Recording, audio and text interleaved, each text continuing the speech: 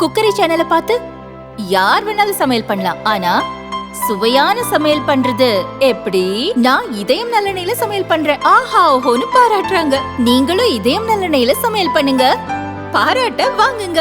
தினம் தோறும் வாங்குவே இதயம் இதயம். அரசு போக்குவரத்து தொழிலாளர்களுடைய CITU சம்மேளனத்தின் போராட்டம் 48வது நாளாக தொடர்கிறது. போக்குவரத்து வரலாற்றிலே இது நீடித்த போராட்டமாக இதுதான் முதலாக நடைபெறுகிறது. இதில் கோரிக்கை என்று கூட சொல்ல முடியாது. கோரிக்கை என்றால் ஏற்கனவே இருப்பதற்கு மேல் எனக்கு இது வேண்டும் அது வேண்டும் என்று கேட்பது தான் கோரிக்கை. ஆனால் எங்களிடமிருந்து நீங்கள் பறித்த பணத்தை கொடுங்கள் என்பது தான் இப்போது இங்கு இருக்கிற எங்களுடைய வேண்டுகோள். எடுத்ததை கொடுங்க அப்படின்னு கேட்குறது தான். இரண்டாவது, தேர்தல் வாக்குறுதியில் கடந்த தேர்தலின் போது திமுக எதையெல்லாம் எழுதி வைத்திருக்கிறதோ, பரப்புரையின் போது எதையெல்லாம் நம்முடைய முதல்வர் அவர்கள், இன்றைய முதல்வர் அவர்கள் விரிவாக எடுத்து பேசினாரோ அவைகளை நீங்கள் அமுல்படுத்துங்கள் என்று தான் கேட்கிறோம். ஆகவே இந்த சாதாரண விஷயத்தை 48 நாட்களாக அவர்கள் இழுத்து கொண்டிருக்க வேண்டிய அவசியமில்லை. என்ன பிரச்சனை? ஓய்வு பெற்றால் 30 நாட்களுக்குள் அவர்களுக்கு உரிய பணத்தை தர வேண்டும். அது அவர்கள் சேமித்த பணம், PF வருங்கால வைப்பு நிதி பணம், பணிக்கொடை பணம், இது போன்ற பணங்கள் எல்லாம் அவர்கள் சேமித்தது. இந்த பணத்தை 30 நாட்களுக்குள் கொடுக்க வேண்டும் என்பது ஒப்பந்தம்.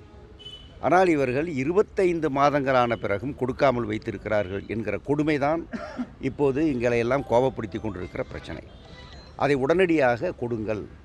இப்போ ஒரு 10 மாதத்திற்கு கொடுக்குறோம், பிறகு 16 மாதத்திற்கு பிறகு கொடுக்குறோம், அதுவரை ரிட்டையர் ஆகக்கூடியவர்களை வைத்திருந்து அடுத்த 10 மாதங்களுக்கு இப்படி இவர்கள் செய்வதனுடைய இது மிக மோசமான விளைவுகளை தொழிலாளிகளுக்கு உண்டாக்குகிறது. இவர்கள் பணம் அரசிடம் இருக்கிறது, இவர்கள் கடன் பெற்று வாழ்க்கை நடத்துகிறார்கள். ஒவ்வொரு தொழிலாளிக்கும் சராசரியாக 40 லட்சம் ரூபாய் ஓய்வு கால பலன் வர வேண்டும். இந்த 40 லட்சத்தை 25 மாதங்களுக்கு முன்பு கொடுத்திருந்தால் இந்த தொழிலாளிகள் 88 பவுன் நகை அன்றைய விலையில் வாங்கியிருப்பார்கள். 88 பவுன். இன்று அதே 40 லட்சத்தை தான் கொடுக்க போகிறாங்க. கொடுத்தாங்கன்னா இதை வச்சு 50 பவுன் கூட வாங்க முடியாது. இவ்வளவுக்கு பண வீழ்ச்சி, அதனுடைய மதிப்பு வீழ்ச்சி என்பது நடந்திருக்கிறது. இப்படிப்பட்ட மிக மோசமான இழப்புகளை தொழிலாளிகளுக்கு உண்டாக்குவது அரசுக்கு எப்படி அழகாக இருக்க முடியும்? ஏன் இதை செய்ய மறுக்கிறீர்கள்? தொடர்ந்து கடந்த 4-5 ஆண்டுகளாகவே, 4-5 ஆண்டுகள் அதிமுக ஆட்சியிலே தொடங்கி இதுவரை தாமதப்படுத்தி கொடுக்கிறீர்கள்.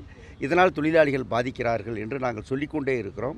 மிக பொறுமையாக, சரி பரவாயில்லை, இந்த முறை பரவாயில்லை, அடுத்த முறை பரவாயில்லை, இந்த பட்ஜெட்டில் வரும், அந்த பட்ஜெட்டில் வரும் என்று காத்திருந்து தான் வாங்கி கொண்டிருக்கிறோம். இதற்கு மேல் எப்படி பொறுப்பது? ஆகவே இந்த போராட்டம் நடக்கிறது. மிக முக்கியமாக இந்த பணப்பலன். அடுத்தது, ஓய்வூதியர்களுடைய பஞ்சப்படி, அதையும் கொடுக்க வேண்டிய தருணத்தில் கொடுக்காமல் 9 ஆண்டுகளாக கொடுக்காமல் இருந்தார்கள். 9 ஆண்டுகள்னால் கணக்கு பார்த்தீங்க நீங்கள்.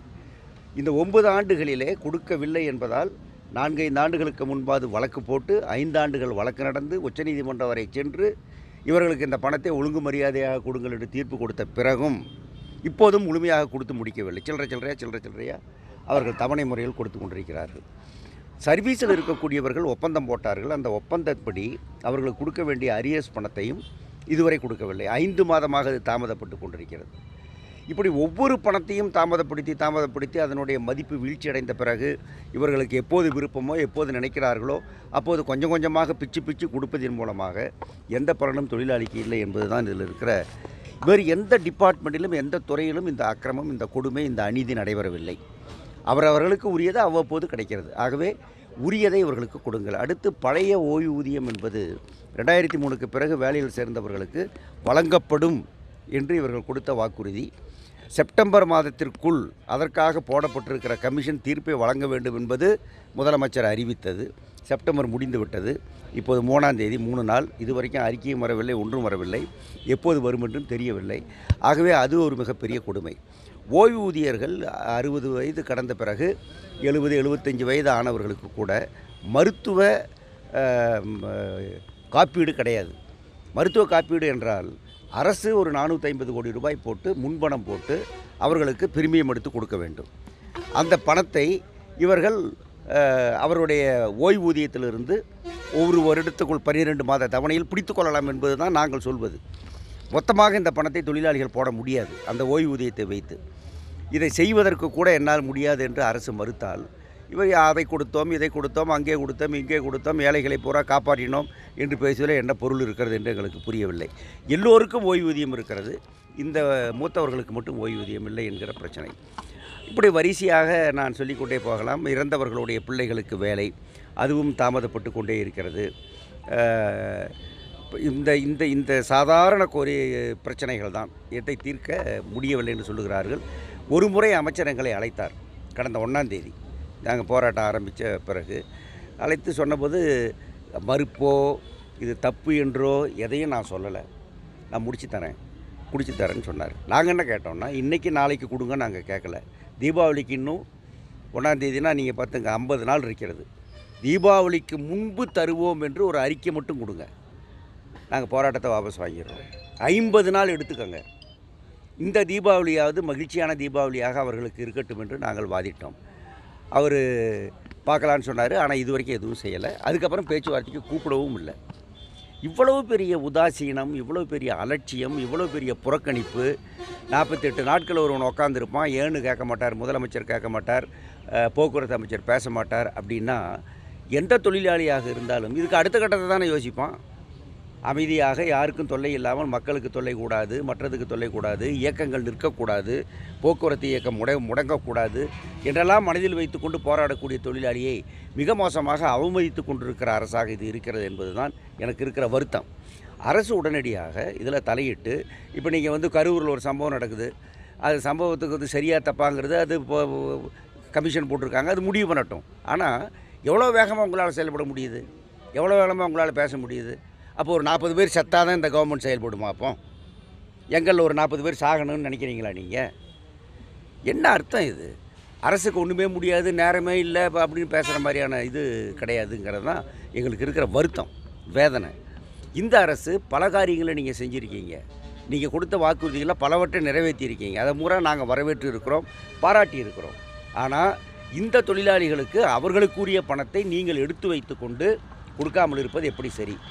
எவ்வளவு என்றால், ஓய்வூதியர்களுடைய பணம் 3500 கோடி ரூபாய் உங்களிடம் இருக்கிறது. நீங்கள் 25 மாதமாக அதை தப்பாக பயன்படுத்தி கொண்டிருக்கிறீர்கள். 15000 கோடி ரூபாய் போக்குவரத்து தொழிலாளிகள், சர்வீஸில் இருப்பவர்கள் தொழிலாளிகள் பணம் உங்களிடம் இருக்கிறது. பிஎஃப் பணத்தை நீங்கள் கட்டலை, கிராச்சுவிட்டி பணத்தை நீங்கள் கட்டலை, எல்ஐசிக்கு எங்ககிட்ட பிடிச்ச பணத்தை எல்ஐசியில் நீங்கள் கட்டலை, சொசைட்டிக்கு நீங்கள் எங்ககிட்ட பிடிச்ச பணத்தை சொசைட்டிக்கு கட்டலை. ஆகவே நாங்கள் எங்களுக்கு ஏதாவது யாராவது இறந்தால் நீங்கள் எல்ஐசியில் இல்லைங்கன்றான். ஏங்க நாங்கள் மாதம் பணம் கட்டிக்கிட்டு இருக்கிறோங்க, பணம் எங்களுக்கு வரலைங்கன்றான். பிடித்த இவர்கள் அங்கே கட்டவில்லை. என்ன நியாயம் இது? எந்த கணக்கில் இது வரும்? அதனால் இது என்ன சொல்கிறதுன்னு எனக்கு தெரியல. நான் ஏதாவது தப்பாக வார்த்தை பயன்படுத்திடக்கூடாது, தப்பாக பயன்படுத்த கூட்டணிக்கும் இதுக்கு சம்பந்தமே இல்லைங்க. மார்க்சிஸ்ட் கம்யூனிஸ்ட் கட்சி, இந்திய கம்யூனிஸ்ட் கட்சி எல்லாமே கூட்டணிலாம் இருக்கிறாங்க. இதை டிமாண்ட் பண்ணி அவங்க பேசுறதுக்கு ஏன் கேளுங்க. அது அவங்ககிட்ட கேளுங்க. என்னங்க நீங்கள் கொஞ்சம் பொறுங்க. தொழிலாளிகள் இப்படி கேட்குறாங்க, நீங்கள் கொடுக்காதனால தான் நாங்கள் கேட்டுட்டு உட்காந்துருக்கோம். எங்களுக்கு நான் ஆசையாக அங்கே வெயிலையும் மழையிலும் உட்காந்துருக்கணும்னு. நீங்கள் அவங்க கூட்டணி கட்சியோட நீங்கள் ஏங்க இதை பேசி தீர்க்க மாட்டேங்கிறீங்க? வேறு கட்சி கூட கிடையாது, கூட்டணி கட்சி போராடுது. கூட்டணியை விடுங்கங்க. எல்பிஎஃப் இங்கே இருக்குல்ல, எல்பிஎஃப் தானே முதல் சங்கம், பேரவை சங்கம். அந்த தொழிலாளிகள் முழுவதும் வேதனையோடு தான் இருக்காங்க, அந்த தொழிலாளிகள் முழுவதும் கேட்டுக்கிட்டு தான் இருக்காங்க. தொழிலாளியை பாருங்கள், இதில் கூட்டணியாக ஏன் சங்கமாக ஊஞ்சங்கமாக இல்லை, 70 சங்கம் இருக்குங்க, எல்லா கட்சிக்கும் சங்கம் இருக்குங்க. ஆகவே இந்த கோரிக்கையில் இதில் கூட்டணி பிரச்சனையே கிடையாதுங்க. கூட்டணி அப்படின்னா அரசுக்கு ஆதரவாக நாங்கள் செயல்படணும் என்று அவர்கள் எதிர்பார்த்தாலோ, கூட்டணி என்பதால் நாங்கள் வானத்தை கேட்டால் உடனே அரசு கொடுத்துணும் நாங்கள் எதிர்பார்த்தாலோ தப்பு. ரெண்டுமே தப்பு. நியாயமாக நடக்கணும். நானும் நியாயமாக நடக்கணும், நீங்களும் நியாயமாக நடக்கணும். கூட்டணிங்கிறது தேர்தல் முடிஞ்சு போகுங்க. 15,000 கோடி கட்டவே இல்லைன்றீங்க. அப்போ அந்த பணம் எங்கே போச்சு? அரசு மோசடி பண்ணியிருக்கா? நிச்சயமாக போக்குவரத்து தொழிலாளி பஸ்ஸில் வேலை செய்யும்போது ஒரு 20 ரூபா ஷார்ட்டேஜ் வச்சான்னு வச்சுக்கோங்க. அவன் பையன் அளந்து பார்த்தா 20 ரூபா குறையுதுப்பா ஷார்ட்டேஜ். ஆகவே இது தற்காலிக கையாடல் என்று எங்களுக்கு மெமோ தரப்படுகிறது. டெம்பரரி மிஸ்அப்ராப்ரியேஷன் சொல்லி சஸ்பெண்ட் பண்ணுறாங்க. ஜிஎம் பாரு, எம்டியை பாருன்னு சாகடிக்கிறாங்க. 20 ரூபாய்க்கு 30 ரூபாய்க்கு 15,000 கோடி நான் என்னன்னு சொல்லணும்? இது தற்காலிக கையாடல்னு சொல்லாமல் வேறு என்ன சொல்லணும்? தற்காலிக கையாடல் தான் இது. என் பணம் உங்கள்கிட்ட ஏன் இருக்குது? நான் வசூல் பண்ணுற பணத்தை நான் வேணால் 15 நாள் கழித்து கட்டட்டுமா? இன்றைக்கி வசூல் பண்ணுறேன், ஒரு மாதம் கழித்து கட்டட்டுமா? வாங்கி வர அவர் ஒரு நிமிஷம் நான் தாமதிக்க முடியாது. போராடி விடுறீங்க, உங்களுக்கு பேச்சுவார்த்தைக்கு அழைக்கிறேன்னா உங்களுடைய அடுத்த கட்ட செத்தாலும் போராடுவாங்க, செத்தாலும் போராடுவாங்க. அநீதிக்கெல்லாம் அடிபணிங்கிறதெல்லாம் கம்யூனிஸ்டுடைய வழக்கமும் கிடையாது. நாங்கள் அதை செய்யவும் மாட்டோம். இது எந்த ஆட்சியாக இருந்தாலும் சரி தான்.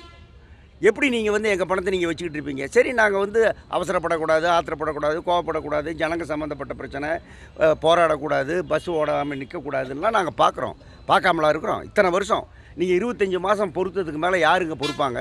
நான் என்ன கேட்குறேன்னா, ஊடகங்களோ மற்றவர்களோ இதில் எங்கள் கோரிக்கையில் என்ன அநியாயம், எங்கள் கோரிக்கையில் என்ன தப்பு அப்படின்னு யாராவது நீங்கள் விரல் விட்டு சொல்லுங்கள். நாங்கள் போராட்டத்தை இன்றைக்கே வாபஸ் வாங்கிக்கிறோம். அப்படிலாம் அவர் சொல்லவே இல்லைங்க. நாங்கள் எல்லாத்தையும் சரி பண்ணிடுவோம், எல்லாத்தையும் பண்ணிடுவோம், சகல விஷயத்தையும் முடிச்சு கொடுத்துருவோம், இப்படி தான் அவர் சொன்னார். இப்போவும் அப்படி தான் சொல்லிகிட்டு இருக்காரு. அதாவது இந்த முன்னால் இருக்கிற ஆட்சி வந்து களஞ்சியத்தை காலி பண்ணிட்டு போயிடுச்சு, ஆகவே என்னால் ஒன்றும் முடியாதுன்னு சொல்கிறதுக்கு உங்களுக்கு நாங்கள் ஓட்டு போடல. நீ 65,000 கோடி கடனே வச்சுக்கோங்களேன். இந்த 65,000 கோடி ரூபாயை 70,000 கோடி கடனாக இருந்தால் என்ன கவர்மெண்ட் கோட்டை முழுகிடுமா? நாங்கள் வந்து உடனடியாக கொடுன்னு கேட்க கூட இல்லை. 50 நாளைக்கு முன்னே இப்படி ஒரு போராட்டத்தை ஆரம்பிக்க போகிறோம். நீங்கள் அதையும் பதில் சொல்லலைங்க. போனஸ் பிரச்சனையிலையும் உடனடியாக பேச்சுவார்த்தைக்கு அழைக்கணும், கூப்பிடணும் என்று நாங்கள் சொல்கிறோம். ஏன்னா தீபாவளிக்கு ஒரு 10 நாளைக்கு முன்னே பணம் கொடுத்தா தான் இவன் அந்த பணத்தை பயன்படுத்த முடியும் அப்படின்னு நாங்கள் கேட்குறோம். இன்னும் அதுக்கும் பதில் இல்லை.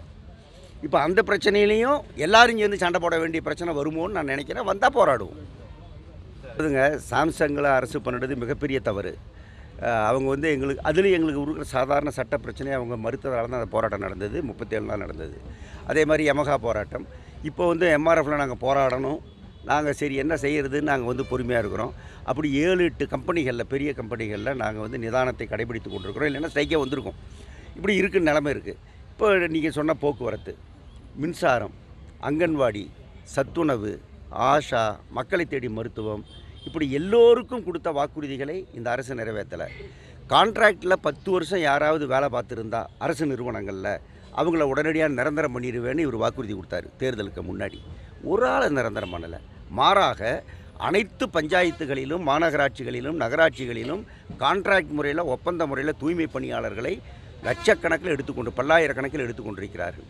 வெளிமாநில தொழிலாளி உட்பட கான்ட்ராக்டுக்கு இங்கே கொண்டு வரும். இப்போ தாம்பரம் மாநகராட்சியில் மட்டும் 1000 வெளிமாநில தொழிலாளர் தூய்மை பணியாளராக கான்ட்ராக்டில் வைக்கப்பட்டிருக்கிறார்கள். வெறும் தகர கொட்டாயில் போட்டு அவர்களை அடைத்து வைத்து வேலை வாங்கி கொண்டிருக்கிறார்கள். இப்படி நான் அடுக்கடுக்காக சொல்லி கொண்டு போகலாம்.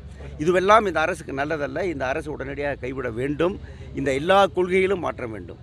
மிக முக்கியமாக போக்குவரத்தில் தனியார் மையத்தை திணிக்க முயற்சிக்கிறார்கள். கான்ட்ராக்ட் முறையை புகுத்தி இருக்கிறார்கள். வெளி முகமை அவுட் சோர்சிங் அதை அதிகப்படுத்துகிறார்கள். சென்னையில் 5 பணிமனைகளை இந்த எலக்ட்ரிக்கல் வெஹிக்கிள், இவி வெஹிக்கிள் என்கிற பேரில் தனியாருக்கே கொடுத்து விட்டார்கள். பணிமனைகளையே அவர்களுக்கு கொடுத்து விட்டார்கள். இந்த பணிமனை வச்சுக்கோங்க, இதிலிருந்து நீங்கள் வேலை செய்யுங்க, எங்களுக்கு ஒரு காசை மட்டும் கொடுத்துருங்க என்று இவர்கள் செய்கிறார்கள். இப்போ இவங்களுக்கு காசு கொடுத்து அதுக்கப்புறம் அந்த பணிமனையில் வேலை செஞ்சு அவன் லாபம் சம்பாதிக்க முடியும்னா இவங்களால் ஏன் அந்த இவி வெஹிக்கிள், எலக்ட்ரிக்கல் வெஹிக்கிள் ஓட்ட முடியாது? இப்படி நீங்கள் வந்து ஒவ்வொன்றிலையும் பார்த்தீங்கன்னா இந்த அரசு வந்து இவர்களே அறிவித்த கொள்கைக்கு மாறாக போய்கொண்டிருக்கிறார். இங்கே நடத்துங்கன்றோம். இவங்க என்ன பண்ணுறாங்க, நாங்கள் நடத்த மாட்டோம், வண்டியை காசு போட்டு வாங்கி தனியார்கிட்ட கொடுத்துருவோம். இதுக்கு தரீங்க, யாருக்காக தரீங்க? ஏற்கனவே கலைஞர் இருந்தபோது நீங்கள் 5000 பர்மிட் கொடுத்தீங்க. எங்களால் ஓட்ட முடியலன்னு எல்லாருமே விட்டுட்டு ஓடிட்டான். நீங்கள் ஏன் செய்ய மாட்டேங்கிறீங்க? இப்போ நீங்கள் வந்து பணம் இல்லைன்னு ஐயா ஒரு கேள்வி கேட்டார். நான் என்ன கேட்குறேன், இந்த போக்குவரத்து கழகங்கள் எல்லாமே லாபத்தில் தாங்க ஓடுது. 10,000 பேருந்து லாபத்தில் ஓடுது ஒட்டுமொத்தத்தில். இதர 10,000 பேருந்துகள் நஷ்டமென்று தெரிந்தே நாங்கள் அந்த ரூட்டில் ஓட்டுறோம். ஏன்னா அது கிராமத்துக்கு போகணும், நாங்கள் ஓட்டணும், செய்யணும். இப்போ இலவச பேருந்து பெண்களுக்கு கொடுப்பதை போல் மற்றதை போல் செய்யணும். இது சமூக கடமை. இதனால் ஏற்படக்கூடிய இழப்பை போக்குவரத்து தொழிலாளி எதுக்கு ஏற்றுக்கணும்? அவன் எதுக்கு ரிட்டையர் ஆன அப்புறம் 25 மாதம் காத்திருந்து காசு வாங்கணும்? அவன் பணம் 15,000 கோடி எதுக்காக உங்ககிட்ட இருக்கணும்? இதான் என் கேள்வி.